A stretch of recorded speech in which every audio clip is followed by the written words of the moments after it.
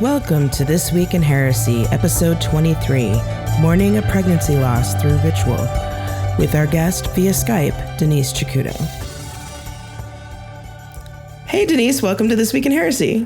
Hi Gina, thanks for having me on your podcast.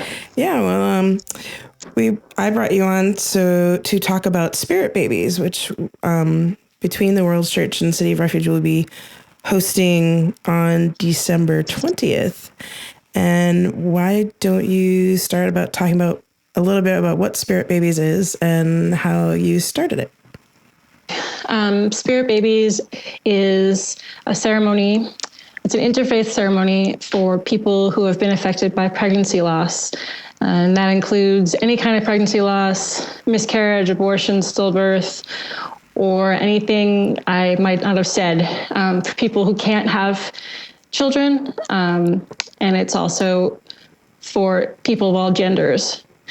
Mm-hmm. And it gives people a place to grieve in community, because too often people are just have to be really hush-hush about pregnancy loss, I feel, in this culture. And I wanted to give people a place to come together so that they knew that they weren't alone.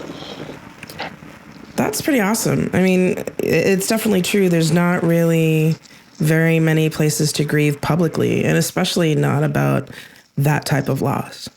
Yeah. So you asked about how it came about. Mm-hmm. The Spirit Babies concept is based on a Japanese tradition, and I don't speak Japanese, so bear with me. The Mizuko Kuyo, and Mizuko is a water spirit. It's the spirit of babies who have passed. Mm-hmm. And Kuyo means ceremony, I think.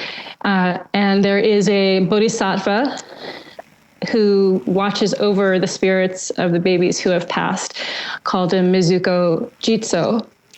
And the Mizuko Jizo is represented by it's a little statue, or it can be a bigger statue as well. The statue looks like a Buddha with a sort of like a baby face and a colored bib on the front of, on his chest. Mm-hmm. So it can be either a red bib or a yellow bib, and different statues have different ones. So a long, long time ago, a friend of mine had mentioned, maybe in her journal, about getting a Mizuko Jizo statue and doing a ceremony for herself for her own pregnancy loss. So that was in the back of my head. And then about 3 years ago, I had an abortion. Mm-hmm. And I wanted to do a ceremony to mark the loss in my life. Some people who have abortions don't need the space to mourn, but I felt I did. And I came to you, actually, because you're my priest, and I asked you for advice about how to do a ceremony for myself. Right. And you gave me ideas, and I took my little Mizuko Jizo, which was basically a little stone that an artist had painted on, and went to the beach in Alameda and brought some rosemary to help remember, and some flowers I'd picked up along the way, and just did a little ceremony at the beach. Mm-hmm. And fast forward maybe 6 months to a year later, I was in a class about pregnancy with other healthcare workers.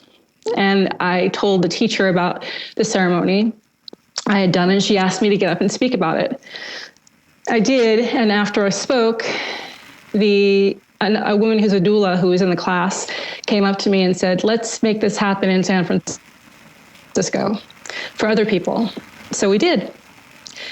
And you were involved with the first public Spirit Babies ritual as well. You helped me come up with the liturgy and the order of service and everything, and because that's your specialty. Yeah, I kind of do that a lot, don't I? So we started at the UU Church in San Francisco for a couple of years. Mm-hmm. Last year we did it at your old school, Pacific School of Religion. Mm-hmm. This year in February we did it at Pantheacon. Yeah, that was a really great service. It was small, but it was good. Mm-hmm. Yeah. I also, in addition to the ceremony, a couple of months ago, did an altar installation for a Day of the Dead altar at it was a collection of Day of the Dead altars at an art gallery in Hayward.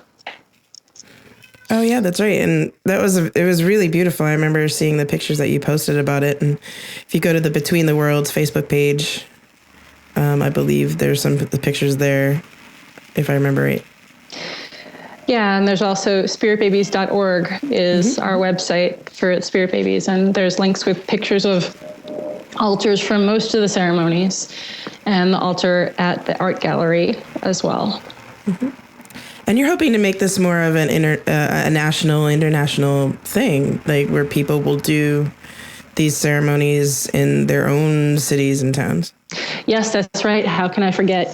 For the autumnal equinox, a group of women wrote to me and asked for advice on doing a Spirit Baby ceremony in Charlottesville, Virginia.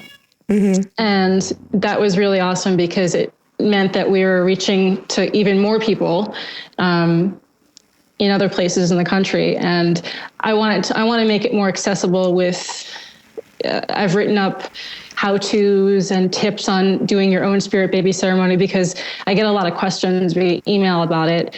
And I don't want it to be, this is the only way to do it, but here's some suggestions. Here's a bunch of resources for readings for the ceremony. And this is how we've done it in the past. I'll cheerfully send somebody the order of service that we have from one of our ceremonies, but it doesn't have to be a copycat. This is not a franchise. This is this is just about spreading the word and having people make it their own ceremony for where they live. And I'd be open to as well the idea of bringing it into people's homes, not just community centers, churches. If people wanted to have ceremonies in their homes for themselves or a small group of friends, I'd be open to doing that as well. That's really, I mean, that's a really cool idea. And well, like we mentioned earlier, there's not really a lot of room to grieve for this kind of loss because it's really, bound up in our society. Like you just don't talk about it. Why do you think that is? Why do you think we don't really talk about this kind of loss? People don't know what to say when somebody has either lost a pregnancy or had a partner lose a pregnancy. It's not talked about, and that perpetuates it not being talked about. I don't know if that really makes sense, but here's one thing. There is a commonality with pregnant women to not talk about their pregnancy until they've reached the first trimester, the end of the first trimester, in case they have a loss. So why don't we talk about it in the first trimester? Why can't, there's a stigma around that, because they don't want to have to go telling people, oh yeah, I didn't make it past the first trimester. I lost the baby, or for whatever reason. And I think it's hard enough to tell people, I'm sorry for your loss for a death in the family or the death of your pet. But silence in this case evokes more silence from people. And I think it's just a trained thing that people don't know what to say. And there are resources, again, on the Spirit Babies website for sending people cards, e-cards, that just say something to a friend or a loved one who has lost a pregnancy. I have a couple of links on the resources page. It doesn't have to be anything big, but the little things matter. I can tell you from my experience is that friends coming over and holding your hand and cooking you meals and making you tea, sending you flowers. One of my friends sent me a shawl because she couldn't be there to hug me. Little things like that. I think people who have had pregnancy losses or had affected by them, their recovery time can sometimes be equal to when someone has had a baby. They need to rest, they need to recover, they need to gather their strength. In some cases, they may have lost a lot of blood, who knows? And they need to be taken care of. And that's another thing I want to be able to encourage people by talking about it. You know, talking about abortion, miscarriage, and stillbirth. The more we talk about it, the more people will be able to say, hey, I had an abortion. Hey, my sister had a miscarriage. And then we won't be as alone. I'm not exactly sure if that answers your question directly. No, it does. Because, you know, and as you were talking, I was thinking, you know, the time of recovery, well, like you were saying earlier, you know, there are some women that it doesn't seem to affect them in the same way. But, you know, it seems to me that there's more women where it may not affect them at the time, but later on, you know, not just women either, you know, and it's partners and spouses and significant others of whatever stripe of gender, you know, it does affect them somewhere down the line, and it may not be immediate. But true. I think, you know, between the biochemistry of the person being pregnant for that short amount of time, or their body chemistry changing, you know, there's adjustment for that. But then there's also the emotional adjustment, like, oh my God, something was there and now it's not. Right. And you bring up a good point about it may not be an immediate thing that somebody needs to address. I think you've told me that by telling people about the ceremony we're going to do at the end of this month at City of Refuge, that it's brought up people who haven't, people have come to me as well, who a woman said to me once at, I think, one of the first spirit baby ceremonies, that she had an abortion 30 years before, and she was very grateful for the ceremony because she never had closure at the time it happened. And so it can be right when they have the loss to years and years later. And as you said, yeah, it can be anyone of any gender who has been affected by a loss of this kind. Well, I just remember the one we did at PSR where there was an older couple, and it was a heterosexual couple, and I remember the man coming up to me, and I was praying for him, and you know, his grief was just as deep as his wife's. I mean, he was sobbing. Right, exactly. And that's one of the reasons why we try to make it as inclusive as possible for anybody to come. So, what is involved in the ceremony? What do we? I know I could describe it, but I think it'd be better if you describe it. What is generally done? Okay, so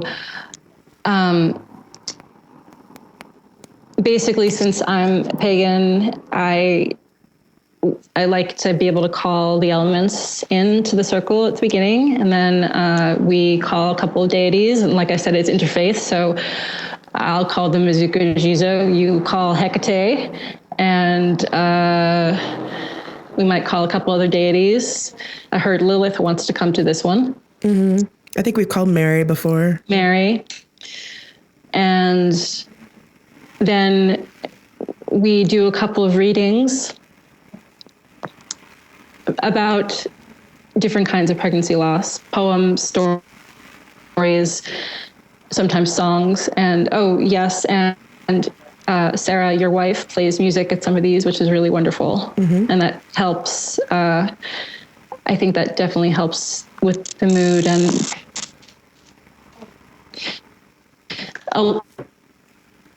I think music helps people to be able to release emotions as well. It's definitely an important part of the ceremony. Absolutely. We invite people to light a candle. Depending on where we are, it might be a real candle, it might be an electric candle. Yeah, or flowers. We've done or flowers and put them in the center of the room, and they can say a name of somebody, of the spirit baby, or anything they want to as they're placing the candle or the flower in the center. Mm-hmm. And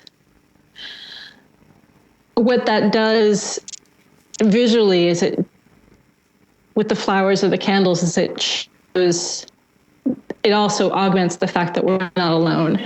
And one of the reasons why we often do it in the winter solstice time is it's the transition from the darkest to the growing light. And to me, that symbolizes hope. Mm-hmm. And we hope that people will leave the ceremony with a renewed sense of hope. And I think the light from the candle symbolizes that as well. We invite people to come up for prayer, you and I, and maybe somebody else this year too. We invite people to come up and we'll do prayers with them and anointing if they want that. Mm-hmm. And people can leave poems or stories or names or wishes on a bowl, in a bowl on the altar. And I collect those, and in the springtime, ideally, I plant them. I plant their wishes.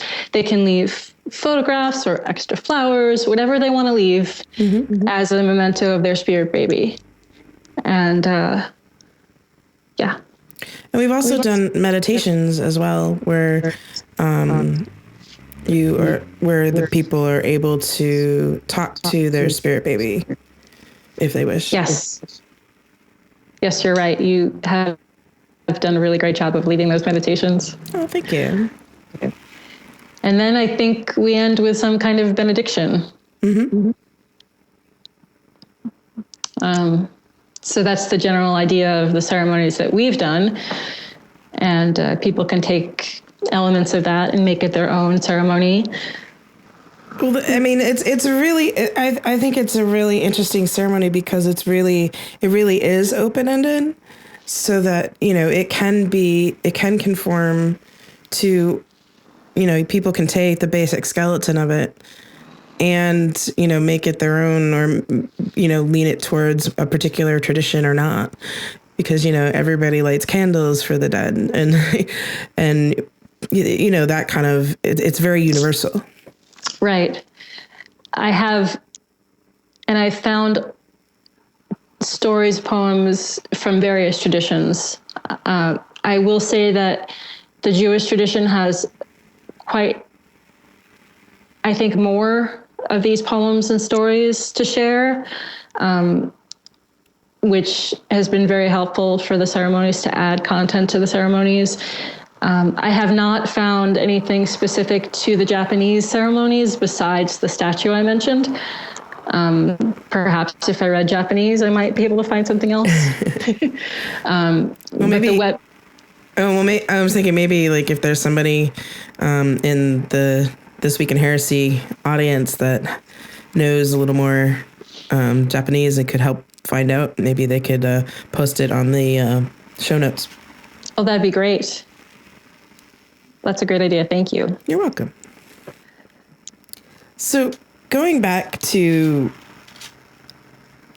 the fact that we don't really grieve openly in our society, and especially not about pregnancy loss or abortion, I can't help but think that the fears around abortion because of religion has really fueled that. Yes, of course. That's a whole other part of it that I was very scared about during the first ceremony we did. Mm-hmm. I imagined that there were going to be anti-abortion people banging on the door of the church. And there were some organizations we reached out to for spreading the word about the ceremony, who didn't want to. They didn't want to spread the word because they didn't want to spread the word about the ceremony because the description included abortion. Right. I remember that. And we told them, thanks, but no thanks. Basically, it's all or nothing. And we had people from our coven, Circle of Caradwen, who did some guarding of the doors, the physical doors to the ceremony that first year, but nothing happened. Potentially because they did some guarding of the doors, spiritually and physically. I think it's scary for me to talk about this. This is the first time publicly I've said I've had an abortion because I'm scared of the repercussions. You know what happens now in my email. Is my email going to explode with hate mail? Well, the Bay Area is kind of a bubble, and I think we talked about this quite a bit before the first one. You know, even though the Bay Area is quite a bit of bubble, and it's still a non-zero chance that something could happen at any one of these events. And then, now that you're being public about this, it doesn't, there's more people from around the country and around the world who are going to listen to this. Exactly. And I think here's one thing. I could have come on here and just said I had a pregnancy loss. But I chose to say I had an abortion because I want to help remove the stigma around abortion. And that's partially credit goes toward an organization called Exhale, who were the first people I called after I had an abortion. They have a volunteer talk line.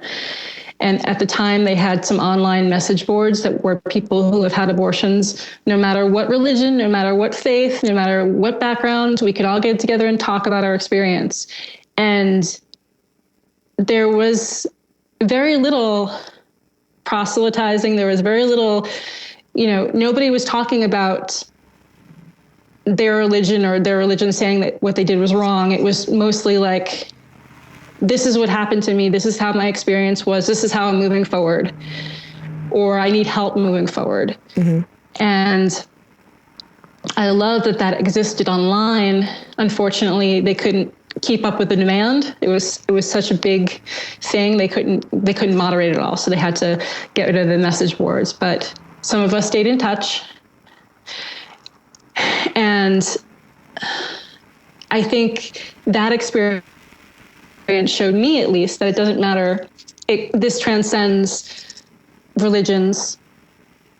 I don't want people to feel any guilt because they had a pregnancy loss or their partners have had pregnancy losses or they can't have children for whatever reason. Right. That's a really important message that apparently I'm supposed to pass along. Well, yeah, I mean, the stigma is really kind of a strange one. And, and like I said, I think it stemmed from religion and the more radical groups that have really, and heck, people in Congress, right? In our governments are just like all gung-ho about this. And so, there's this, do you think there's this silent majority that are just really afraid of speaking up about their loss and talking about their loss just because, because we have the government the way it is with particularly conservative Republican state senators and federal government, trying to restrict abortion at all costs? Do you think there's this silent majority that has had these pregnancy losses that are just afraid because of that stigma and because of the political climate around abortion? Yes, when it comes to abortion, absolutely. I think there's a silent majority of people who don't talk about it because they're scared of the repercussions and the political climate. I will say that I spent the past 3 years since my abortion trying to figure out a place and a purpose to speak out about it, to tell people that I've had an abortion. But that's not what everybody does. And not everybody needs to do that. But the thing is, as far as abortion goes is once you say, I've been affected by abortion, people whisper in your ear, so have I. Right. And for the people who whispered, it's comforting. For the people who said, I've had an abortion, it's comforting for them too, to have other people say it.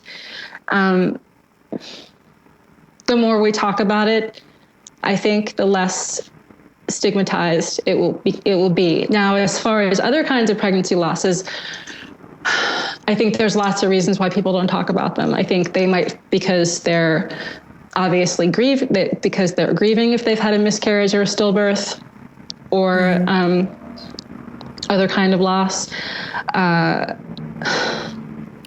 Or they may feel that they may feel like a failure. They may feel disappointed with their own bodies.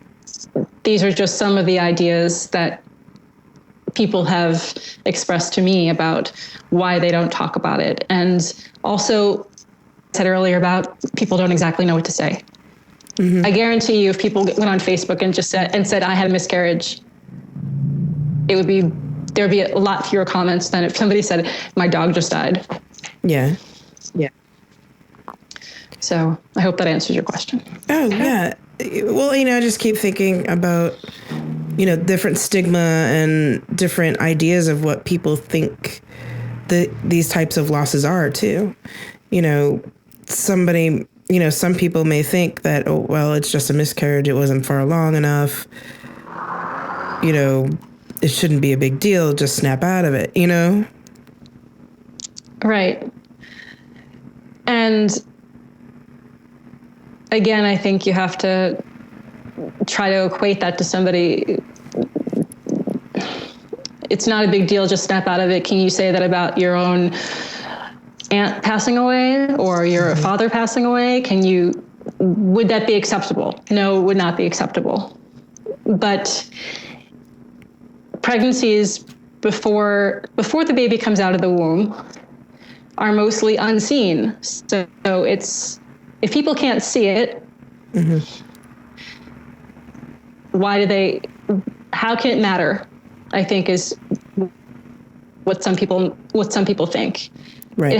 They haven't seen the baby pictures. So, oh, well, like you said, Gina, you weren't that far along. It's okay.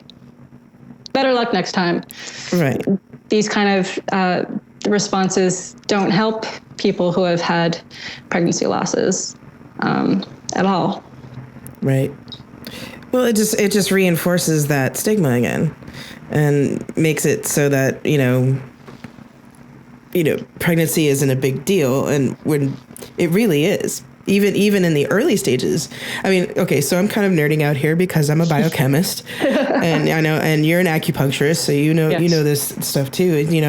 Your body chemistry, as soon as conception happens, your body chemistry starts changing, period. Yes. It's true. So, I was just saying, it's just not a big deal from the beginning. Exactly. Your body chemistry changes. You might not know what the heck is going on. I lost my keys in the car several times. I was in a lot of pain. I was in a lot of physical pain, and that's why I had to have an abortion, because there was no way I could go through 9 months of being in that much pain, and nobody really offered me a good solution to the pain I was in. My medicine, acupuncture, didn't work, and the drugs that the Western doctors gave me didn't work either. So that's why we chose to terminate the pregnancy.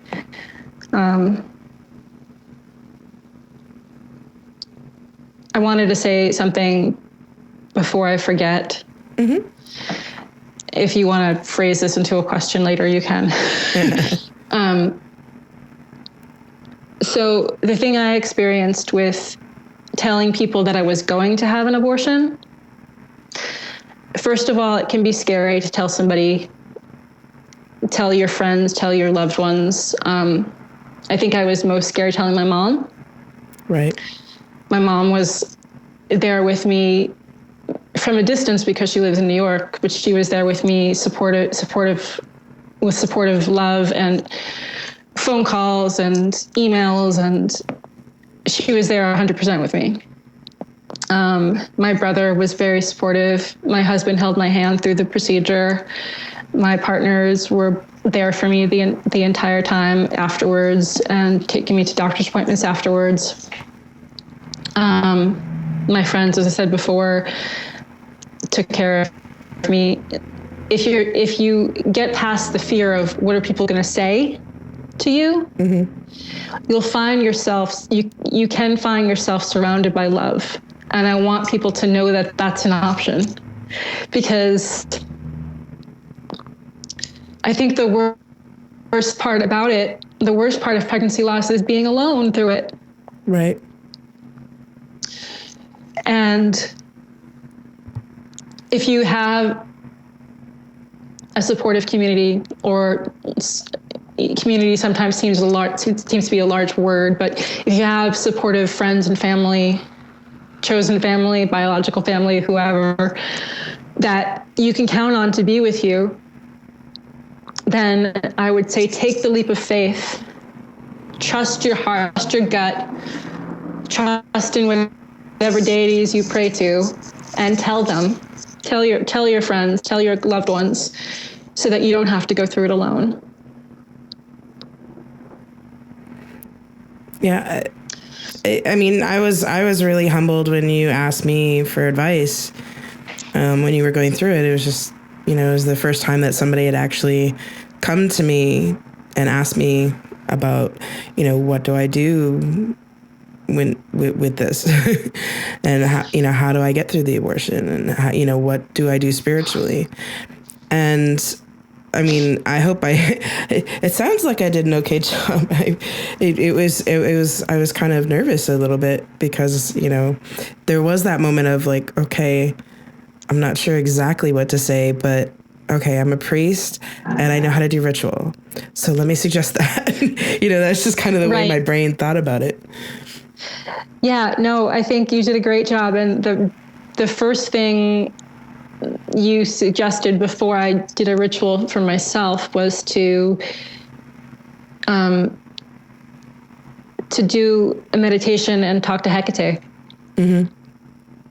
I believe that was what you recommended, or actually, you may have recommended I do a meditation, and what I saw in the meditation turned out to be Hecate. Ah, yeah, right. Yeah, I think that was probably it. And somebody else had also suggested, a personal coach I was working with at the time suggested I do a meditation to connect to the spirit inside me, and sort of combine both of those things in that meditation, and then took them out into the world when I went to the beach to do the ritual for myself. Mm-hmm. Because I wanted to do something before I had the abortion to honor or just not just honor, but to acknowledge the spirit baby inside me. Right. And to let the spirit know what was going on. Mm-hmm. To some people that might sound crazy, but for me, that's what I need to do. And I was able, through that meditation, to be able to get some healing from Hecate, and to get some peace about the abortion I was about to have. Mm-hmm. And also, I didn't have a lot of time from because of where I was in my first trimester. Like, there wasn't a lot of time. Like, it was basically like, when I found out what was going on, I was scheduled for like within a week. Right. I remember. And yeah, so it was kind of like, okay, take all my spiritual things and take all my spiritual ducks and put them in a row. Right. You know. I'm really glad that you include infertility in the description, and in the concept of spirit babies, because it's a cousin of mine has, experienced a lot of infertility and loss just through going through that process. And, from what I understand of what's been going on with her, it's a lot of the same emotions that I saw when, talking to you and talking to other people, through doing the rituals, and it just seems like a lot of people, when they're going through the infertility process and, going through IVF and all that, they feel like they're kind of in this little world and they're this little bubble on their own. Just from the descriptions from some of the people that I've talked to. Exactly. And I mean, I work with women who are trying to get pregnant with a combination of IVF and acupuncture. And I've seen so many cases of, I would describe it as hopes dashed, and like they get really hopeful and then it doesn't work out. I've had people write to me through the Spirit Babies website asking specifically to include this, because for people who have had infertility. And one woman mentioned to me what happens with the embryos that are frozen. They're embryos that are frozen and stored. Like, what happens to them over, that's like another thing that happens. Like, they're just stored for an indefinite period of time. And I think, for some people, that's a loss as well. Right. And there's just a very wide variety of how this can affect people who have had pregnancy losses or had their partners who have had pregnancy losses. I will say that once we were presented with the idea of opening up this ceremony to loss in general, and I thought that our voices were going to be sort of squashed, the people who have been affected by pregnancy loss, and I didn't want that to happen. There is a really good time of the year for addressing loss in general, and that would be, in our tradition, that would be Samhain or Day of the Dead or All Saints Day, right? At the end of October, beginning of November. But because this is so quiet in our culture, I wanted to have it be separate. So our voices don't get lost amongst all of the mourners for death in their lives. Does that make sense? Oh, absolutely. I remember when that discussion came up, and, I think, general loss is great, and combining all the types of loss in Samhain is fantastic, but there's also room for specific types of loss as well. And, Spirit Babies is an amazing ceremony and it really fills a need, but, it doesn't mean that there couldn't be other specific ceremonies like that, for different types of losses, and that has happened. It's not like it hasn't happened. But I think especially for losses that are marginalized, like abortion and fertility and pregnancy loss, that kind of marginalization of a loss really needs its space as well. Yes. Yeah, I agree. I think, I think one of the things is, and we've mentioned it several times, but I think some people might be surprised that we include men. We include partners, we include other genders. And, to me, it just seems like a no-brainer just because, I'm doing the radical inclusion thing. But, why would you think some people would be really surprised that men and people of other genders would be included in this? I think because pregnancy and fertility,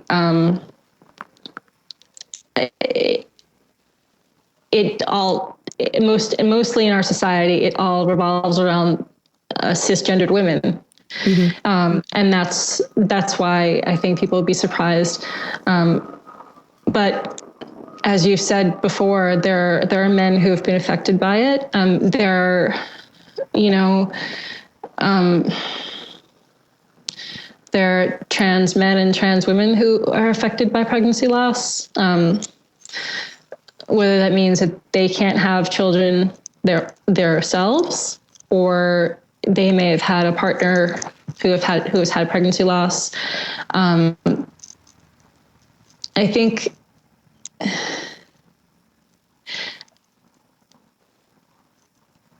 that people don't see outside the box a lot, and that's part of what radical inclusion does, is it tries to make people see outside the box.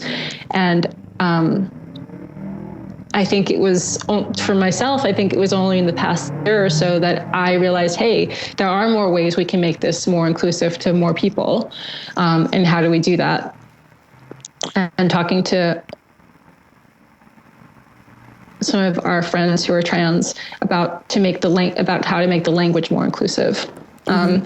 I struggled with the language on the Spirit Babies website and in the literature and stuff in social media, because I don't want people to think that this is people who are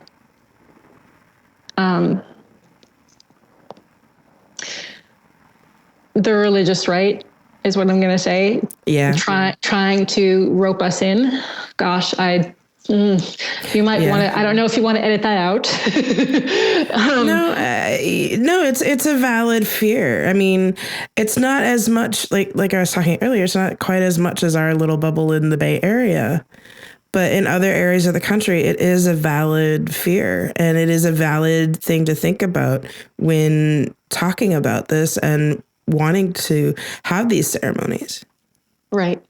And the thing is that no matter your biology, you can be affected by pregnancy loss. And that's the common denominator here. And that's what we're trying to reach, I think.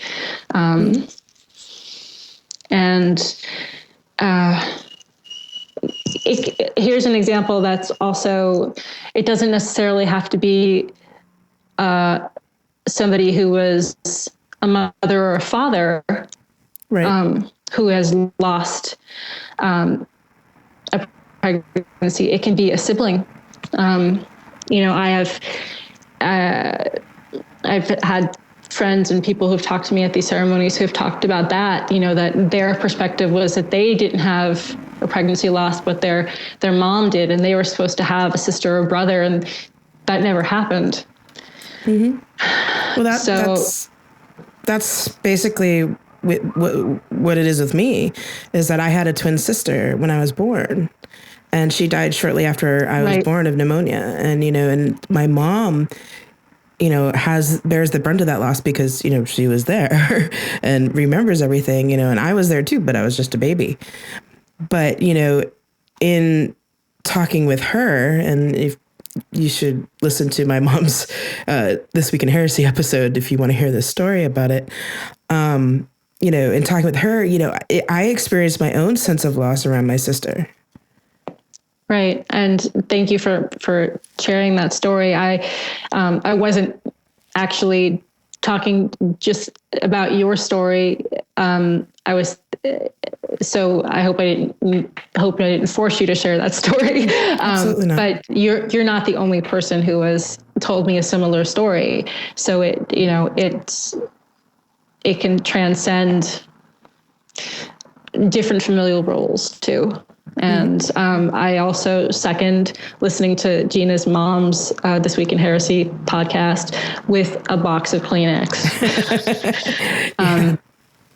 it's one of my favorite episodes of this podcast. And I should not have been driving while I was listening to it. Oh, no. As long as you made it home safe, that's okay. Yeah. Well, we're just about out of time. So if people would like to learn more about spirit babies or get in touch with you to talk about maybe setting up a ceremony in their own area or anything like that, where can they get in touch with you? They can write to me at ourspiritbabies@gmail.com. Mm-hmm. The website is spiritbabies.org. And as I said, there is information about our upcoming ceremonies, events. There's resources there for how to do your own ceremony. There's also articles about the tradition of the Japanese tradition of the Mizuko Kuyo. Also, people's stories of their perinatal loss. Links to sending e-cards to people who have had pregnancy loss. Lots of resources. And if people have more resources to share, please send them our way. Well, I'll just say if anybody wants to share that in the show notes, I will forward them to you so that you could see them. Great. That'd be awesome. Thank you, Gina. You're welcome. And again, the Spirit Baby ceremony is going to be December 20th at City of Refuge Church, UCC Church in Oakland. It's 8400 Enterprise Way. And it's going to be at 11 a.m. and run until about 2-ish, 1 or 2-ish. And there'll be fellowship and snacks afterwards. That's correct. I'm also going to make an event on probably on Facebook today too, to let people know about that and help get the word out as well. Excellent. And if you pay attention to Between the Worlds Church, if we have other of the Spirit Baby ceremonies that are going to happen in the area, they'll also be advertised there. That's at btwchurch.wordpress.org. .com. Sorry. Oh, .com. So Great. Awesome. Well, thank you very much for coming on and talking about this and for being willing to talk about your own experiences. It's been very amazing.